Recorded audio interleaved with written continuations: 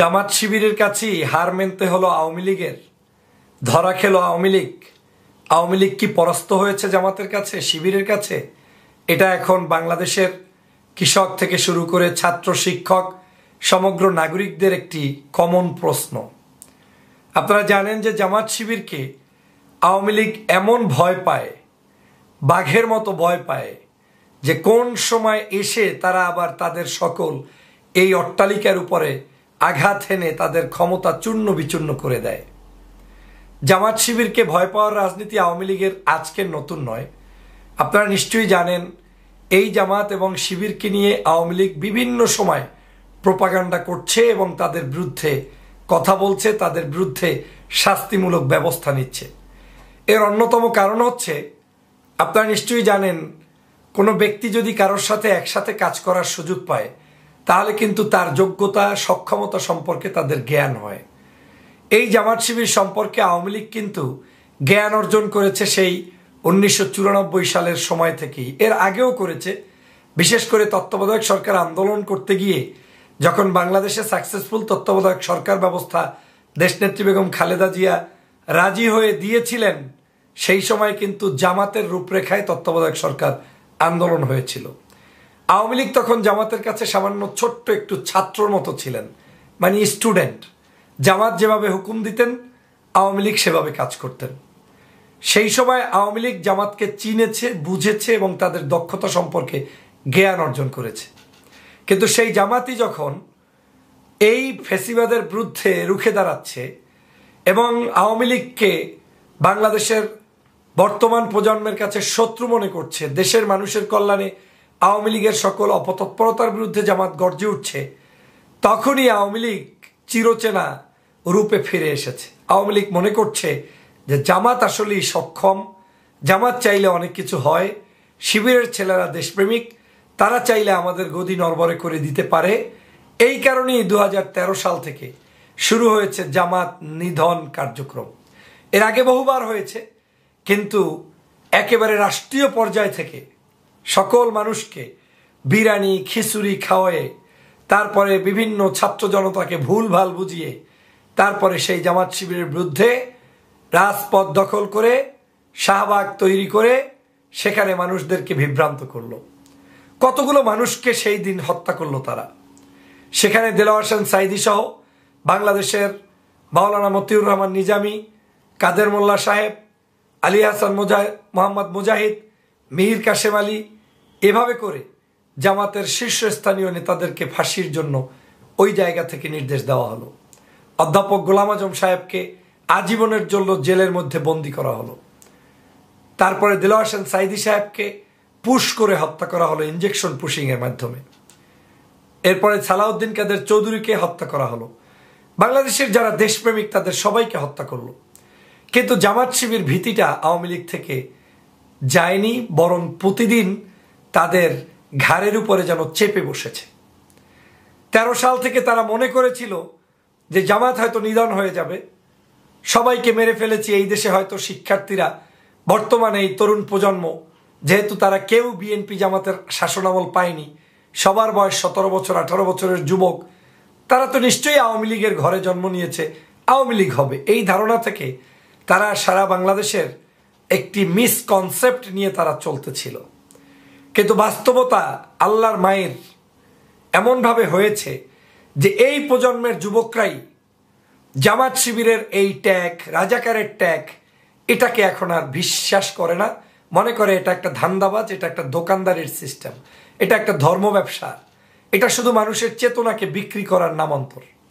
সে কারণে বাংলার যুবকদেরকে যখন শেখ হাসিনা আবার আর একবার জামাত শিবিরকে গালিগালাজ দেওয়ার জন্য এবং একটি জাতির মধ্যে একটি গ্রুপ তৈরির জন্য চেষ্টা চালিয়ে গেলেন, সেই চেষ্টায়ও তিনি ব্যর্থ হলেন। রাজাকার বলে গালি দিলেও শিক্ষার্থীরা রাজাকারটাকে অ্যাকসেপ্ট করে নিয়ে তাদের হৃদয়ে লালন করে ওই রাজাকারই আবার প্রতি উত্তরে তারা দিয়ে বাংলাদেশের মুক্তিযুদ্ধের স্লোগানে উদ্বুদ্ধ হয়েছেন এই দেশের শিক্ষার্থীরা।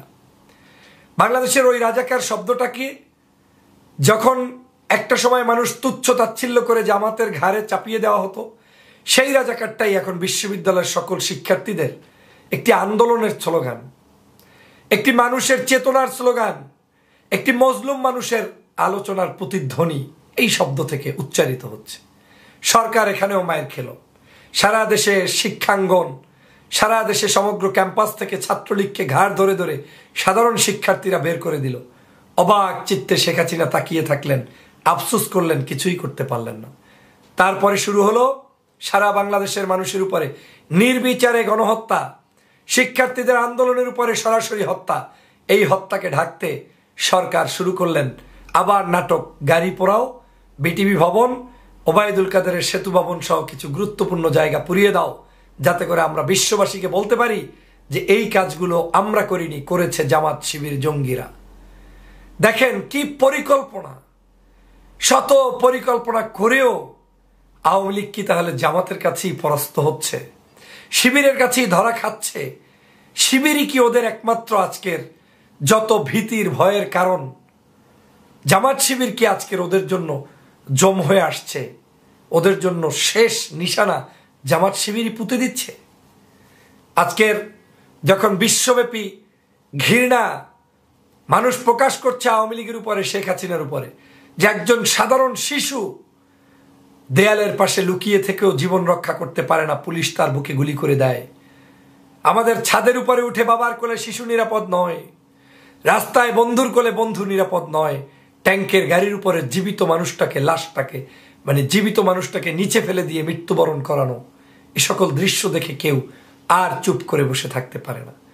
এই দৃশ্যগুলো মুছে দেওয়ার জন্যই আবার নতুন করে শুরু করেছে শেখ হাসিনা জামাত এবং শিবিরকে নিষিদ্ধকরণ। শুধু নিষিদ্ধ করাই নয়, আইনমন্ত্রীর আজকের বক্তব্য অনুযায়ী ওয়ান কাইন্ড অফ শেখ হাসিনার সিদ্ধান্তে শেখ হাসিনাই হয়তো স্বাক্ষর করে এটাকে নিষিদ্ধ করবে। এই প্রথম বাংলাদেশ দেখতে যাচ্ছে যে একটি দল আরেকটি দলকে সরাসরি নিষিদ্ধ করতে চায়, এবং সেটা কতটা হিংসুটে হলে, যে দেশ গণতন্ত্রের জন্য প্রতিষ্ঠিত হয়েছে, যে দেশ স্বাধীনতা সার্বভৌমত্বের চেতনাবোধ ছিল, মানুষের ভোটাধিকার, মানুষের মুক্ত চিন্তা, কথা বলার অধিকার, সেটাকে কেড়ে নিচ্ছে শেখ হাসিনা কিভাবে? তাহলে এত কিছু কেন জামাতের জন্য করা হচ্ছে, শিবিরের জন্য করা হচ্ছে? তার মানে তোমরা কি জামাত শিবিরকে ভয় পাও? তোমরা কি জামাত শিবিরকে যে কোনো মুহূর্তে দবিয়ে দেওয়ার পিছনে কারণ কি? যে তোমাদের গদি রাখবে না, তোমাদের গদি থাকবে না?